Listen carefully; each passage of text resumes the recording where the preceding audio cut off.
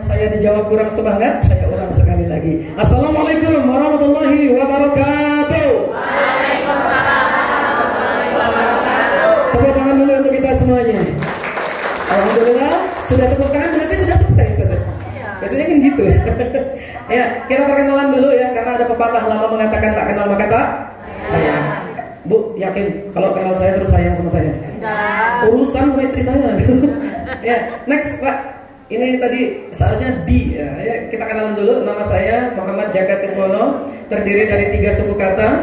Muhammad artinya dalam bahasa Arab artinya terpuji, Jaka artinya dalam bahasa Indonesia lelaki, Siswono artinya hutan. Jadi Siswono itu hutan bahasa Pewayangan. Jadi kalau digabung, lelaki terpuji yang ada di hutan. Kenapa? Karena saya lahirnya di Samarinda. Tahun 84 masih banyak hutannya. Iya. Nah, bapak saya almarhum Reman Siso Budiman ini asli orang Bondowoso. Ibu saya, mama saya namanya Suryaningsih, ini asli orang Semarang. Jadi kalau dilihat dari secara garis keturunan, saya masih keturunan orang Timur Tengah, Jawa Timur dan Jawa Tengah ya. Saya anak ke-8 dari 8 bersaudara. Cie, kayak nggak asing ya nomor 8 ya. Lanjut, istri saya ini termasuk dalam ayat favorit saya. Laqad kana lakum fi Rasulillahi uswatun hasanah ya. Ini favorit. Terus anak saya ada 3. Mas Yahya ini kelas 9 MTS, Mbak Zahwa SDIT Harum kelas 5. Alhamdulillah yang Mas Yahya udah 5 juz, Mbak Zahwa udah 2 juz. Yang terakhir yang umur 5 tahun ini Mas Yazid, alhamdulillah masih senang minum jus. Lanjut. Alamat saya di Dusun Kelanceng. Silahkan kalau mau nanti jalan-jalan ke Jember boleh mampir ke rumah saya. Pintu rumah saya tutup. Ya kan diketok dulu baru dibukain. Masa langsung masuk gitu kan? Ini call WA saya. Nah, jadi YouTube saya juga ada. Di sana ada sedikit. Masih sedikit saya upload tentang tips dan trik berkisah, masih sedikit ya. Insyaallah nanti mudah-mudahan di lain waktu ada kesempatan untuk upload lagi. Ini operatornya mana? Ya, soalnya nggak bawa pointer tadi, buru-buru jadi nggak ke bawah. Lanjut. Nah ini saya Bu, ya. Ustazah, Ustaz ini saya yang paling ujung. Ini yang ujung sana itu kakak saya. Kakak saya paling tua, guru SD saya. Yang kedua juga guru SD saya. Yang ketiga guru ngaji saya. Yang selanjutnya itu adalah teman-teman main bola. Ya kan laki semua. Saya anak ke-8. Next. Udah ya. Oke, kita langsung ke materi karena waktu yang dikasih sangat sedikit. Belum nanti ada tanya jawab gitu kan. Kita coba. Pengertian storytelling, mungkin semuanya udah tahu storytelling itu apa. Karena kita belajar ini kan belajar tentang storytelling. Sebenarnya storytelling ini adalah cara bercerita atau mengisahkan tentang sebuah cerita atau menceritakan sebuah kisah. Storytelling apa namanya? Sebenarnya ini adalah cabang dari apa? Dari public speaking. Jadi public speaking itu banyak cabangnya, ya. Kita lanjut aja. Kalau pengertian bisa dicari di Google ya. Next. Fungsi storytelling. Ini fungsi yang jarang diketahui oleh orang-orang. Jadi anak-anak kita asah mereka dengan storytelling.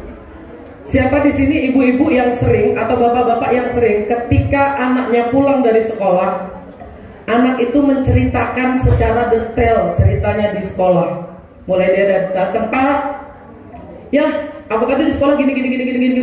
Kadang ada di antara kita menjadi orang tua yang kurang peka. Anak-anak bercerita kepada kita kadang cuekin. Ayah capek nih kerja, ibu capek kerja, nanti aja ceritanya. Nanti sampai anaknya tidur akhirnya nggak bercerita dia. Kalau saya biarkan. Anak saya yang SMP itu sampai sekarang dia punya kebiasaan cerita dari awal sampai akhir. Ya kemarin temanku ada yang hotelnya puasanya ya. Iya mas. Jadi antusias mendengar cerita anak itu membangkitkan apa? Satu, mengasah kemampuan dia berbicara. Mohon maaf, anak saya yang kelas 9 ini, dia itu anak yang mulai kecil dia gagap, punya penyakit namanya gagap. Kalau ngomong itu apalagi huruf-huruf vokal itu dia gagap. Tetapi karena dia sering tilawah, itu ya manfaatnya Al-Qur'an juga ya, banyak hafalan. Jadi ini mengurangi gagapnya itu. Sekaligus kita sebagai orang tua harus membiarkan dia cerita. Jangan malah di-cut. Sebentar mas, jangan cerita dulu mas.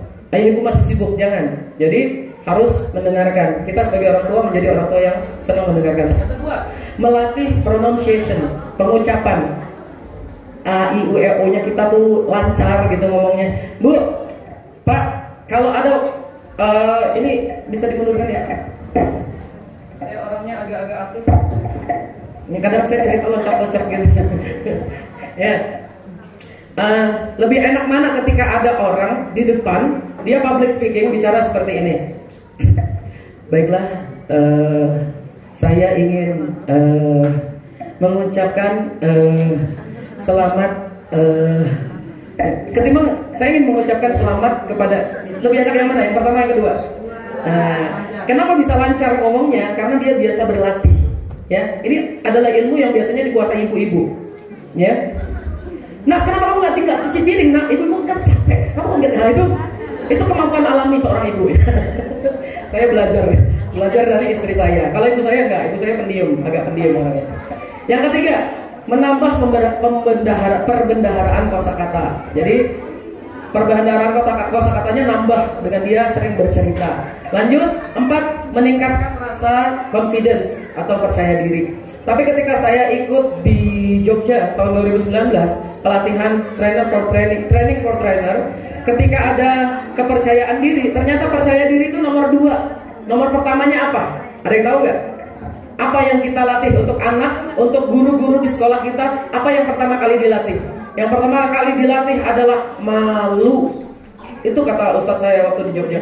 Kok malu ustadz? Ya, malu bisa bercerita tapi nggak mau cerita. Malu punya tapi nggak ngasih. Malu bisa tapi nggak berani. Itu namanya malu. Yang kedua baru confidence, percaya diri. Next, storytelling. Oke. Content writer atau copywriter saat ini menjadi salah satu pekerjaan yang banyak dicari. Selain menulis artikel, biasanya mereka juga menuliskan material untuk sosial media, bahkan untuk iklan sebuah branding. Nah, dalam kasus ini kemampuan bercerita tak harus secara lisan, tetapi juga tulisan. Di sini ada yang suka nulis? Suka nulis? Nulis diary ya paling enggak? Der diary. Hari ini aku diary. Ya, jadi kemampuan untuk bercerita, kalau dia tidak bisa mengungkapkannya secara verbal, bisa dilewat tulisan. Saya juga berusaha untuk menulis. Alhamdulillah, tulisan saya yang sudah terbit banyak yang kritik. Ya, lanjut. Karena ternyata kemampuan menulis saya tidak sepandai kemampuan bicara. Next, pekerjaan yang perlu storytelling atau public speaking. 1, reporter, penyiar. Kalau penyiar nggak bisa storytelling, dia bingung. Ya, nggak bisa public speaking, dia bingung. Guru atau dosen, kita semuanya harus bisa. Jadi guru itu wajib bisa cerita. Lanjut, sebentar. Pembuat konten, lanjut lagi penceramah, marketing, pengacara, penulis, komika dan lain-lain. Jadi berbicara itu sangat penting, ya. Storytelling itu sangat penting. Next, nih kenapa kita terutama sebagai seorang Muslim itu wajib bisa bercerita? Kita sebagai seorang Muslim wajib bisa bercerita karena sepertiga Al-Quran isinya tentang kisah. Sepertiga loh, nggak sedikit. Sepertiga isinya kisah. Kisah umat terdahulu yang dikisahkan oleh Nabi Muhammad di fase Mekah. Salah satu ciri Makiyah adalah setiap surah di dalamnya terdapat kisah para nabi dan umat terdahulu kecuali surah Al-Baqarah. Sekarang saya mau tanya, nabi-nabi siapa yang paling banyak di dalam Al-Quran namanya disebut? Nabi siapa? Nabi siapa, Bu? Musa. Kenapa Nabi Musa banyak disebut? Ada tahu sebabnya? Karena umatnya, Bu. Ya Allah, lapor kepada Nabi Musa. Wahai Nabi Musa, ada apa? Nabi Musa, ada korban pembunuhan. Wahai Nabi Musa, kami ingin tahu siapa yang membunuh. Oke. Nabi Musa langsung bicara sama Allah karena kalamullah, tanpa perantara Jibril bisa. Ini kalau kelebihannya Nabi Musa, mujizatnya. Kalamullah bisa berbicara langsung dengan Allah. Bicara Nabi Musa, dapat jawaban. Kata Allah, sembelih sapi. Umatnya apa bilang? Sapinya jantan atau betina? Ini kan mempersulit diri, ya kan? Kalau kita umat Islam, sami'na wa ata'na, kita dengar, kita taati. Kalau mereka bukan, sapinya jantan atau betina? Oh, tanya lagi sama Allah, ya Allah, sapinya jantan atau betina? Sapinya betina. Yang coklat atau belang-belang? Ini kalau saya aja jadi Nabi Musa udah. Astagfirullah, Masya Allah. Sapinya warnanya agak kemerahan, coklat agak kemerahan. Ya udah tuh, udah jangan banyak lagi sembelih. Udah dapat sapi yang dimaksud, disembelih. Sapinya disembelih, bisa dapat jawabannya. Ini Bani Israel adalah salah satu bani yang paling sering disebut di dalam Al-Quran. Nabinya juga disebut paling banyak di dalam Al-Quran. Kalau Nabi Muhammad cuma 4 kali. Karena umatnya insya Allah, mudah-mudahan kita semuanya adalah orang-orang yang sami'na wa ta'ana insya Allah. Amin Allahumma amin. Mudah-mudahan masuk surga semuanya. Siapa yang mau masuk surga duluan? Enggak, saya nanti aja. Anak-anak saya tanya, saya mau masuk surga sekarang, ngacung Bu, ya Allah. Nah, saya nanti aja, nah, jangan sekarang. Tapi ada anak yang nggak mau. Nah, kamu mau masuk surga? Enggak. Kenapa? Kata mama, pulang sekolah langsung ke rumah. Bapak mau bilang. Aduh ya Allah. Next, kita lanjut. Di dalam Al-Quran terdapat satu surat yang bernama Al-Qasas. Al-Qasas ini kisah-kisah. Jadi Bu, daripada ngapunten bapak-bapak di sini, ibu-ibu di sini, daripada menceritain si kancil anak nakal suka mencuri timun, ayah cepat dikejar, jangan dikasih. Ngeri ya lagunya ya. Si kancil anak nakal suka nyuri timun, ternyata ini adalah fitnah terbesar untuk si kancil. Kenapa peneliti barat baru saja meneliti? Ternyata kancil itu salah satu hewan yang paling tidak mau makan timun. Dikasih timun, nggak mau. Lah kok bisa pengarangnya kancil nyolong timun? Sebegitu kelaparankah dia? Kan jadi pertanyaan. Terus ada lagi yang paling parah. Ada babi ketetesan liur apa pipisnya dewa gitu ya. Terus bunting babinya. Lahir anaknya cewek cantik. Udah gitu kawin sama anjing. Anaknya lahir laki-laki. Udah gede naksir ibunya. Ya Allah, ini narkoba jenis apa yang dipakai coba? Liur, babi jadi anak. Astagfirullahaladzim. Tolong, ada lagi Bu yang parah Bu. Mohon maaf, mungkin ada yang kelahiran atau asli dari mana tuh? Kotanya Riyadh apa? Ponorogo. Mungkin ada yang dari Ponorogo. Mohon maaf kalau saya dulu waktu di SDIT masih jadi kesiswaan SDIT Harum, itu saya sering razia buku. Jadi kita memang punya ada namanya hari literasi ya, hari untuk baca buku. Tapi bukunya kita survei dulu ya Pak, kita sortir dulu. Ternyata ada anak yang bawa buku legenda tentang Ponorogo. Kita baca. Ternyata Bu di dalamnya ada pesan-pesan LGBT. Jadi hati-hati, bahaya ya. Kita boleh sebagai guru kita boleh memilih dan memilah ya. Jadi jangan sampai kecolongan. Jadi seperti itu kewajiban seorang guru. Sering adakan razia. Anak-anak sering kita adakan razia itu untuk menjaga generasi kita. Lanjut. Ya. Pertanyaan, sudahkah kita menghadirkan sosok teladan para nabi di rumah kita? Nah, ayo kita main tebak-tebakan dulu biar seru, biar gak tegang.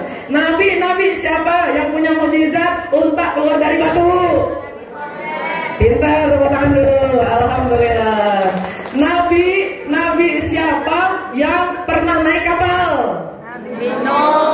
Nabi Nuh. Yunus. Siapa lagi? Nabi siapa? Nabi Musa. Siapa lagi? Nabi Khidir. Ya, baik. Oke, kita tes lagi. Nabi siapa yang merupakan manusia pertama yang menulis? Idris. Siapakah nama asli Nabi Idris?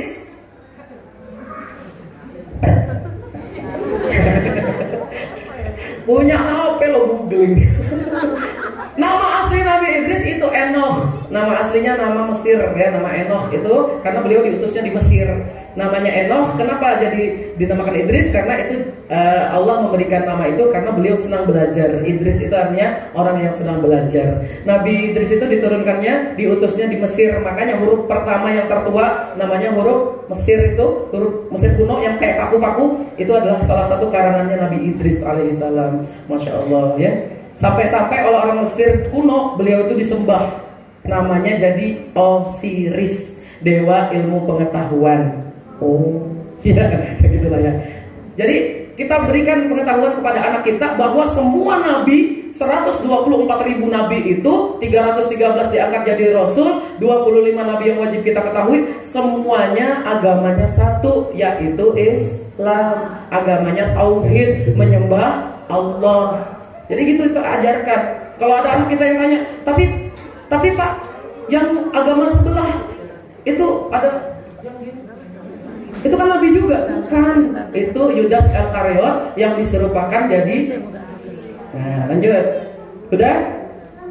Dahsyatnya berkisah. Berkisah sangat dahsyat dalam membentukkan karakter jiwa. Bukan hanya anak-anak saja yang menyukai kisah, bahkan orang tua pun sangat menikmatinya. Karena kisah adalah nasihat yang mudah dikenang dan teguran yang tidak menyakitin. Saya ada agak lucu gitu. Ada yang nanya, Pak Jaka itu kalau berkisah untuk anak umur berapa saja? Hah? Oh, sebentar. Untuk anak umur berapa saja? Saya jawab, jangankan anak-anak, mantan anak-anak pun suka sama cerita. Buktinya apa? Kalau acara Isra Mi'raj, Maulid Nabi, acara-acara PHBI yang diundang siapa? Pak Yai, Pak Ustadz, Syekh. Apa yang disampaikan? Kisah, cerita, nggak ada yang lain. Makanya semua usia itu pasti menyukai cerita. Kenapa? Karena kita sebagai manusia senang bercerita dan senang mendengarkan cerita. Bu, Pak, kalau punya kuota internet buat anak-anak di rumah, silahkan dibuka itu YouTube-nya, daripada buka yang macam-macam, dicarikan namanya Kabi. Kabi itu kisah tentang Nabi. Cuma 4 menit sampai 5 menit per satu Nabi. Itu anak-anak suka banget. Jadi ada narasinya, ada ini. Oh, keren banget, saya suka ngambil cerita dari situ. Itu ceritanya sahih, bagus. Lanjut. Bagaimana menjadi storyteller yang baik? Lanjut. Siap? Jadi storyteller yang baik. Next. Pemilihan tema judul yang tepat. Ini dulu. Misalnya saya diundang, Pak Jaka, tolong Pak Jaka hadir acara anak SMA. Oke, siap. Yang saya siapin cerita anak TK. Kira-kira nyambung apa enggak? Nyambung sih nyambung, tapi banyak nggak nyambungnya. Kita lihat anak umur 4 tahun itu ceritanya, mereka senang cerita-cerita fable. Jadi kalau ada orang yang tanya sama saya, guru, waktu saya pelatihan guru di Jember, ada yang tanya, Pak Jaka, boleh nggak saya ngarang cerita? Boleh apa enggak? Boleh, ngarang cerita boleh, selama itu ceritanya itu tidak bukan hayalan yang terlalu menimbulkan banyak kesan yang nggak karuan lah. Ibaratnya contoh kayak Kancil tadi itu memang ada pesan moralnya, tapi terlalu sedikit, terlalu banyak ininya, terlalu banyak. Contoh Kancil nyolong timun, dia tokoh utama, tapi dia nyolong. Makanya nggak heran sekarang banyak koruptor, karena ceritanya Kancil. Oke, nggak apa-apa aku nyolong, yang penting aku tokoh utama. Tapi dia lupa belakangnya, ayo cepat dikejar, jangan dikasih. Ujungnya pasti KPK. Lanjut. Ada nggak fabel di dalam Al-Quran? Ada. Kisah semutnya Nabi Sulaiman, kisah burung hudhud, ada kisah Nabi Ibrahim dan burung merpati, ya kan?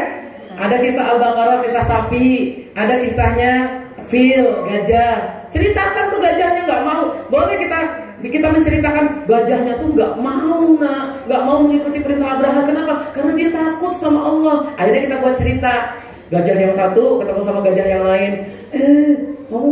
Kita diperintahkan loh buat ini bongkar Ka'bah. Gimana kamu? Ya aku sih gimana ya? Kalau aku nggak, kita buat aja cerita seperti itu.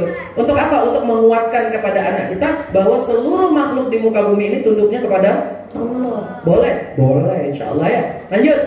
4-8 cerita jenaka hero, kisah tentang kecerdikan. Ini biasanya kita ceritakan itu kisah-kisah sahabat, ya kan? Bu, saya mau nanya, Pak, sahabat Nabi ada nggak yang badannya gendut? Ada nggak yang badannya gendut? Ayo, sahabat Nabi siapa yang badannya gendut? Ada yang tahu? Badannya gendut, tapi sekali panah tepat sasaran. Umar bin Khattab pun khawatir kalau dekat-dekat sama beliau salah-salah ngomong, karena doanya langsung dijabah sama Allah, karena doanya Nabi. Ayo, Sa'ad bin Abi Waqqas. Sa'ad bin Abi Waqqas tuh pernah manah, Bu. Panahnya tuh bukan satu anak panah, tiga anak panah, straight. 1, 2, 3 mati orang kafir, masya Allah. Padahal yang satu udah nggak ada kepala panahnya lagi, nggak ada kepala anak panahnya tuh nggak ada. Tetap aja nancep, mati juga. Ya, kisah-kisah heroik ya, kisah-kisah sahabat yang gagal miskin, ya kan? Siapa? Yang gagal miskin? Oke, kalau kita sementara kan masih nyoba-nyoba jadi orang kaya kan. Lanjut, cerita fantastis rasional atau saga. Ini biasanya 8-12. Cerita petualangan Nabi Musa. Nabi Musa tuh ditanya sama Bani Israel, wahai Nabi Musa, adakah orang yang lebih pandai daripadamu? Maka Nabi Musa menjawab, karena masih kurang tahu. Akhirnya Nabi Musa jawab, nggak ada, kata Nabi Musa. Akhirnya ditegur sama Allah, disuruh berilmu mencari ilmu kepada satu orang, namanya Nabi Khidir. Ketika perjalanan, kalau sudah ada tanda aneh, nah ini anak-anak umur 8-12 senang banget cerita kayak gini. Kalau ada tanda aneh dari Allah, maka sudah sampai di tempatnya Nabi Khidir. Akhirnya apa? Nabi Musa itu kan punya bekal ikan, ya kan? Ikannya dimakan baru separoh, selesai tertidur. Ternyata ikannya keluar dari tempat makannya Nabi Musa itu, keluar jalan sampai ke air, berenanglah dia. Sampai sekarang anak keturunannya dikasih nama ikan sebelah. Itu ikannya Nabi Musa. Oh, rasanya enak Bu, ya Allah. Nah, itu juga kita kasih aja cerita ke anak-anak, seneng anak-anak cerita itu ya, cerita tentang saga. Ya, lanjut. Next. Waktu penyajian. Nih usia. Makanya saya kadang bingung, anak TK, KB digabung sama SD yang kelas atas, digabung sama anak SMP. Saya bingung ini ceritanya gimana?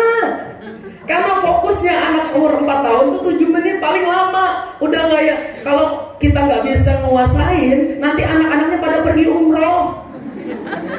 Ada yang tawaf, ada yang sa'i, ada yang lontar jumroh. Jadilah mereka umroh. Ya kan? Ini anak umur 4-8 tahun 10-15 menit masih mendingan, kelas 1 masih mendingan. Anak di atasnya lagi 8-12 25 menit. Terus semakin dia tinggi, semakin dia tambah lama. Saya pernah cerita di SMK IT Jember 2 jam nonstop. Anaknya gini semua. Nyata. Nggak ada yang nggak serius mendengarkan, Masya Allah. Next. Kita lanjut. Waktu penyajian juga penting. 1. Memahami cerita terlebih dahulu. Hal pertama sebelum memulai kisah sebelum bercerita adalah Anda perlu mendengarkan cerita orang lain. Makanya saya banyak nanya ke saya, Pak Jaka, kok banyak stok ceritanya ya? Saya pernah mau naik biasa kan gini, kalau ada request tema itu 2 atau 3 hari sebelum request tema. Saya pernah 5 menit sebelum naik pentas, Pak Jaka, ternyata temanya ini. Padahal saya sudah menyiapkan, sudah tanya juga sebelumnya temanya apa, belum dijawab. Mau naik pentas, dikasih tahu, Pak, temanya ini, Pak. Saya serius, ya.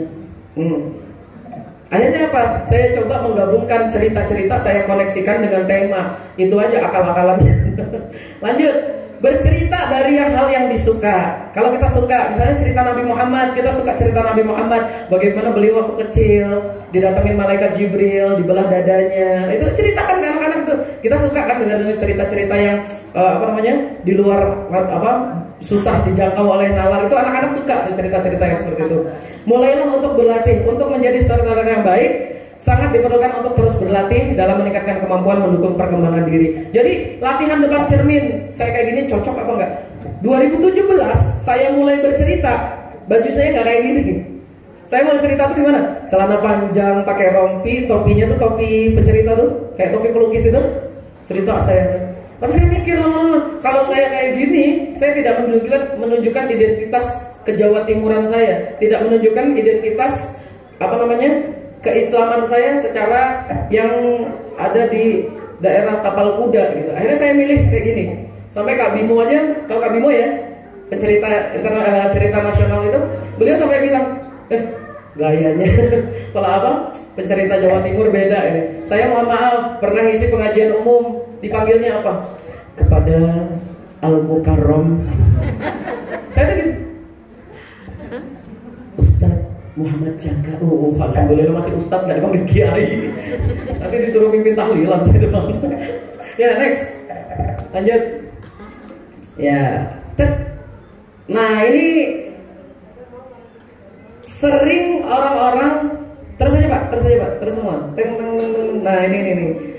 Ini yang dijadikan alasan atau masalah ketika dia itu bercerita. 1, Pak, saya nggak percaya diri. Buang rasa tidak percaya diri. 2, tidak bisa acting, tidak atraktif. Buang rasa itu. Tidak lincah, nggak harus lincah, ya kan?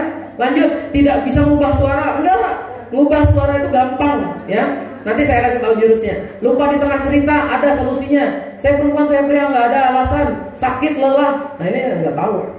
Masa ada orang naik pentas langsung ngeliat audiens. Dokter, kan nggak ada yang kayak gitu ya.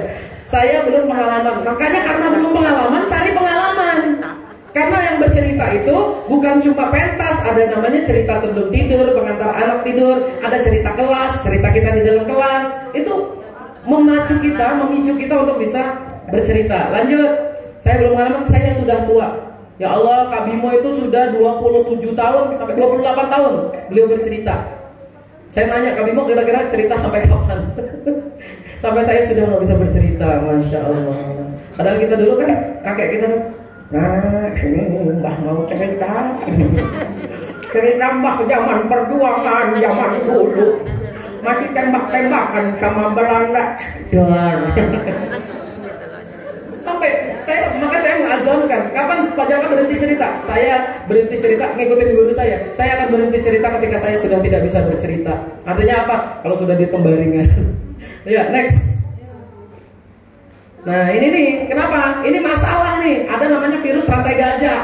Rantai gajah merupakan pikiran negatif dalam diri kita yang membuat kita merasa tidak mampu sehingga kita tidak berusaha. Kenapa orang Indonesia itu kebanyakan kurang sukses di Amerika, di luar negeri atau di negara-negara maju? Kenapa? Karena gini Bu, kalau orang India ada rapat gitu, orang bosnya orang Amerika nih, siapa di antara kalian yang punya ide? Orang India tuh langsung ngacung. I want to give you an idea. Langsung ngomong. Nih. Orang Cina langsung ngomong. Oh gitu. Orang Indonesia tahu nggak? Orang Indonesia biasanya di pojokan. Gitu aja. Aku juga bisa. Bisa, aku cuma gitu. Tapi ngomongnya dalam hati. Akhirnya nggak bisa karena tidak dikeluarkan keahliannya. Lanjut, kita next. Udah ya, nggak ada yang merasa tidak mampu ya. Siap semua dites cerita ya. Insya Allah ya. Yuk next, Ustaz. Wah, pointernya lagi keganggu. Ya, indikator kegagalan dalam bercerita. Indikatornya. Kita materinya setengah jam, sedikit lagi tuh. Lanjut. Oke, indikator. Kurang mengendalikan audiens yang tadi. Kita ngomong, audiensnya ngomong, itu berarti gagal udah. Lemahnya penguasaan materi. Jadi, yang dimaksud dengan ini adalah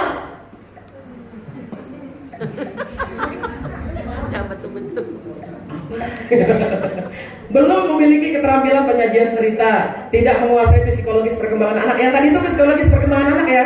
Kalau anaknya umur sekian, sudah dapat 7 menit langsung tepuk 1, yes. Itu namanya kita mengetahui si anak. Jadi dia kembali konsentrasi lagi.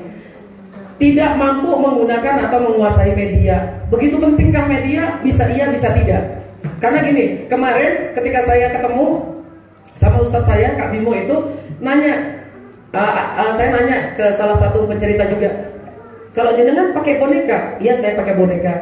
Tapi, loh ada tapinya? Iya, saya pakai boneka, tapi saya jelaskan ke anak-anak ketika saya tampil katanya. Dan itu ada Kak Bimo juga, ada pencerita juga dari Surabaya. Ini anak-anak, boneka ini hanya boneka. Jadi yang menggerakkannya tangan saya. Jadi detail diceritakan. Nanti ini hanya sebagai hiburan. Jadi gitu. Kenapa? Karena ada beberapa teman itu yang dia selalu tampil pakai boneka. Begitu nggak pakai boneka kagok. Padahal pakai boneka anak-anak tuh dong. Giliran dia pakai boneka, nggak pakai boneka, garing anak-anaknya.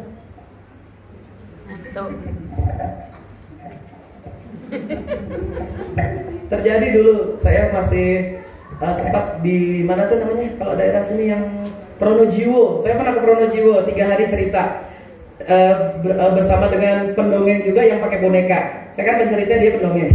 Beda ya pencerita sama pendongeng. Jadi saya pencerita, dia pendongeng, dia bawa boneka. Begitu dia tampil di bagian hampir kita selesai roadshow-nya, nampillah di masjid.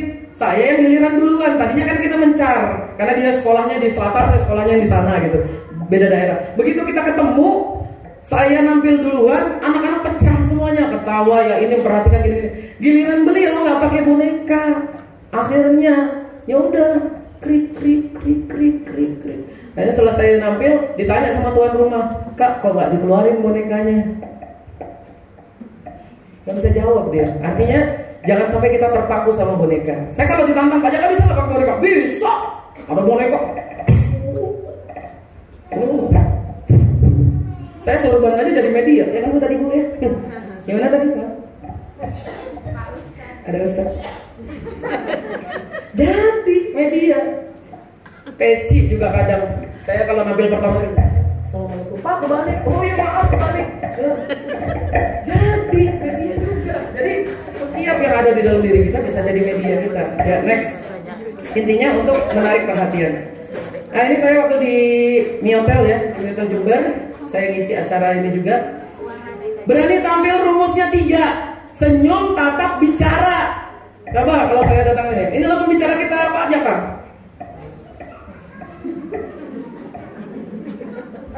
Assalamualaikum.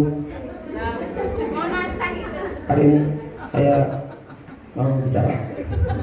Dibanding saya datang, walaupun nggak ngomong ya.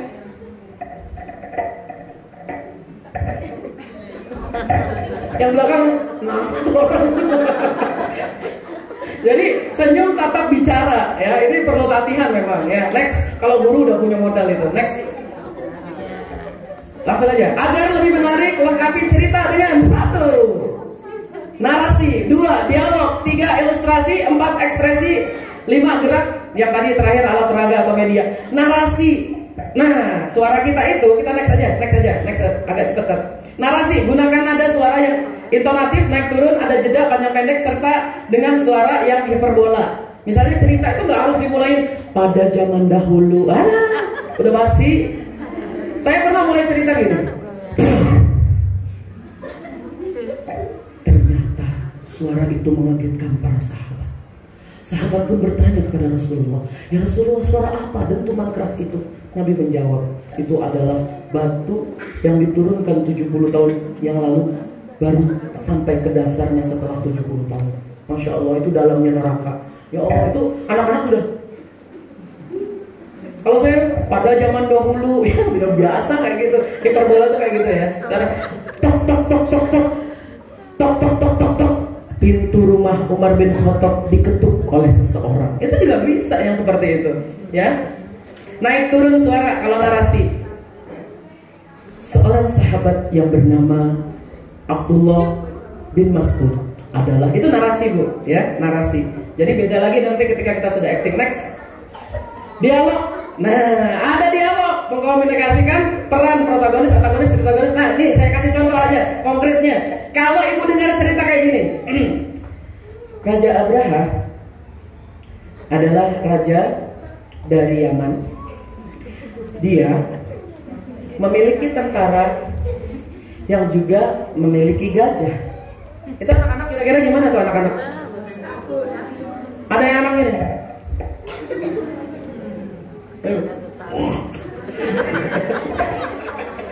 Ngantuknya berlebihan.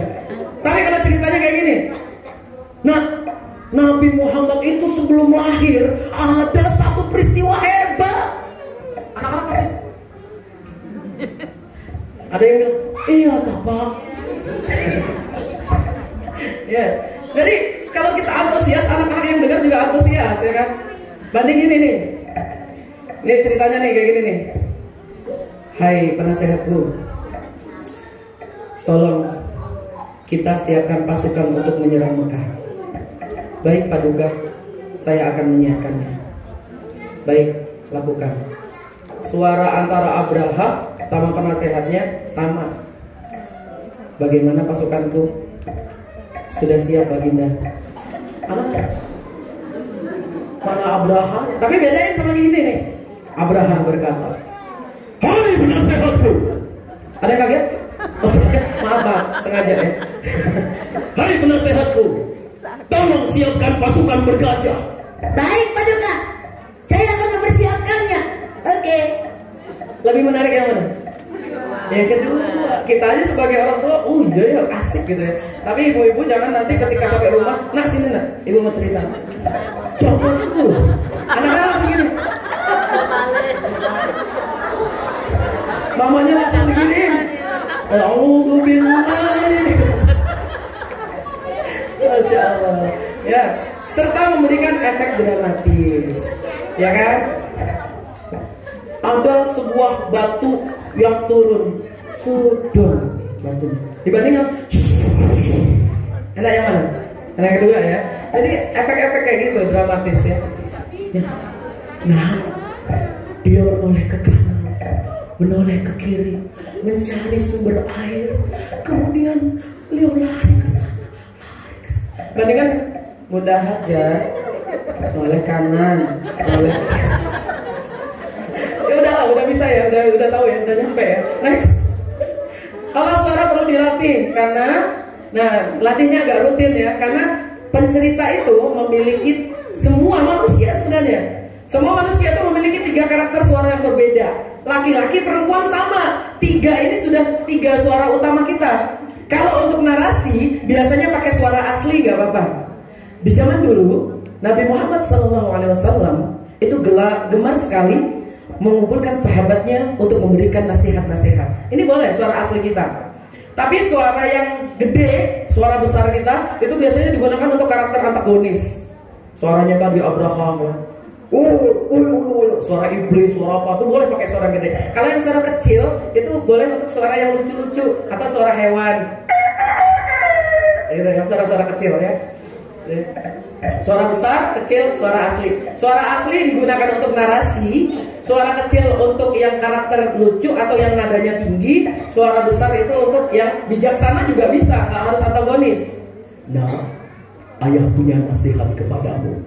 Jangan engkau ceritakan tentang mimpimu kepada saudara-saudaramu. Aku takut, aku khawatir nanti saudara-saudaramu ada yang iri kepadamu dan ingin menyakitimu. Dibandingkan sama,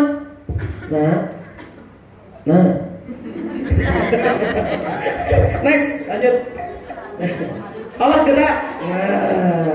Berdiri dengan posisi tegak lurus. Jangan memasukkan tangan pada saku. Baik, kali ini Bapak akan cerita. Ini pemateri apapun nggak boleh ya. Dia mau cerita tentang bisnisnya apanya nggak boleh. Ini menunjukkan dia sombong. Masukkan. Makanya saya pilih ini. Kenapa? Karena saku celananya nggak ada. Sarung. Ya, rendahkan sedikit badan agar kita nyaman. Bu, saya punya tips. Pak, saya punya tips.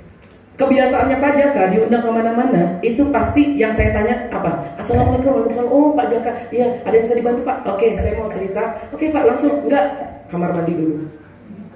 Kenapa? Saya mau menyamankan diri saya dulu. Kamar mandi, selesai semua, wudhu, selesai, baru saya nampil. Itu memberikan rasa nyaman kepada saya. Jadi bukan ritual-ritual apa, enggak. Saya hanya ingin membuat diri saya nyaman. Jadi nyamankan dulu. Yang ketiga, dalam bercerita usahakan tangan tidak berada di bawah pinggang, selalu terbuka lebar diangkat. Ya. Jadi,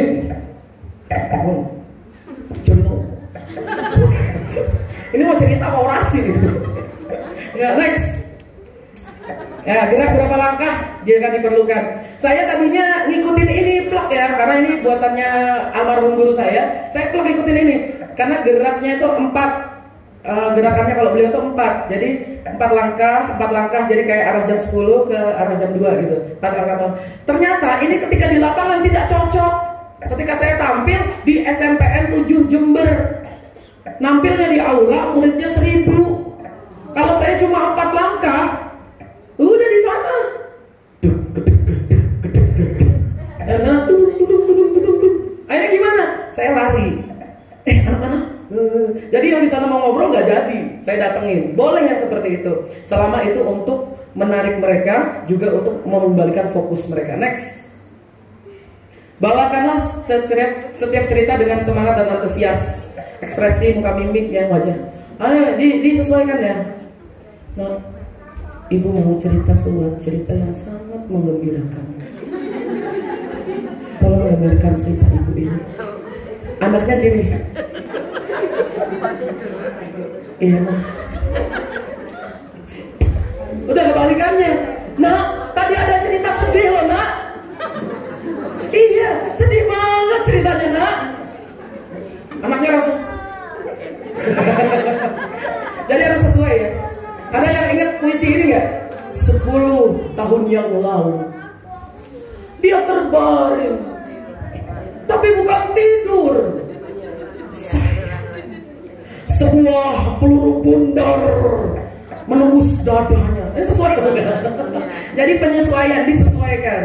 10 ya 10, tidur ya tidur, bundar ya bundar, disesuaikan. Karena puisi juga bagian dari storytelling atau public speaking.